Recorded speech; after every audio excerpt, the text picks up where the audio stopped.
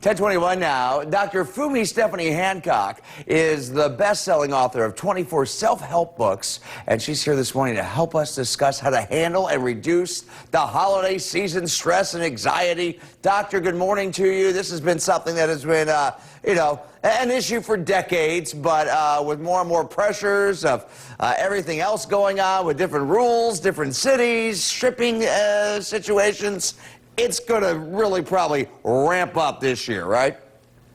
Absolutely. Thank you so much for having me. Well, we're glad you're here. Absolutely. So, is it the biggest thing, is it prioritizing what's important? Oh my goodness, it is. Now, if you are someone like me who have ADHD, it is, prioritizing your stuff, what you need to do right now is pivotal. Making a list, write a list, and then go down the line what you need to accomplish. Otherwise, your head is going to be all over the place. Yeah, and especially this year, don't wait to the last minute, because I personally am one of those people, I work better last minute, under pressure, get things done. It's kind of my thing, right? I can usually pull it off. But I've even figured out things, with shipping and with, low supplies. That's going to be an issue this year.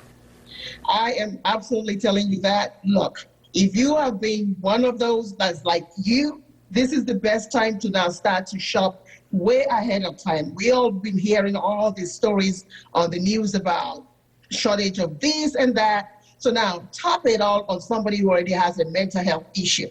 Yeah. Now that is anxiety right there. So I would say to everybody that is watching right now, take your list, do your list, and get out and start shopping now. And making time for yourself is important. Yeah, you want to please everybody, but if you can't make a weekend gathering somewhere, you can't get to, Aunt Millie's house for, Thanksgiving dinner, just don't worry about it, right?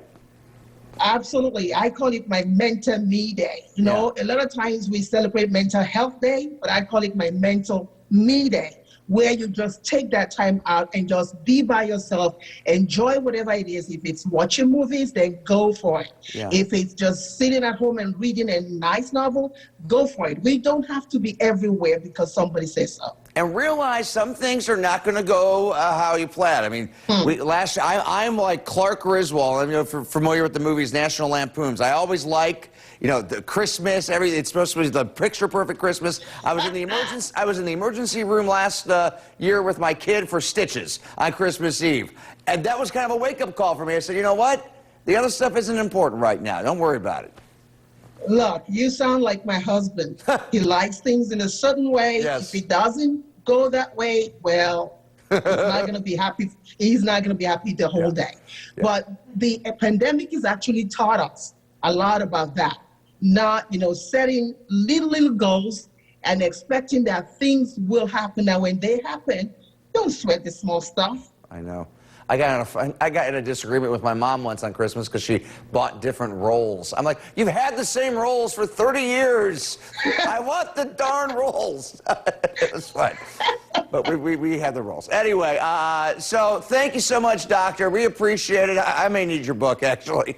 Have a good one. We appreciate it. Thank you so much. Thank you for having me. Thank you. That was good stuff. She bought different. I wanted the Sister Schuster rolls, and she got some other. I've had them since I was a kid. Anyway, 25 after 10. Let's say happy birthday this morning. So.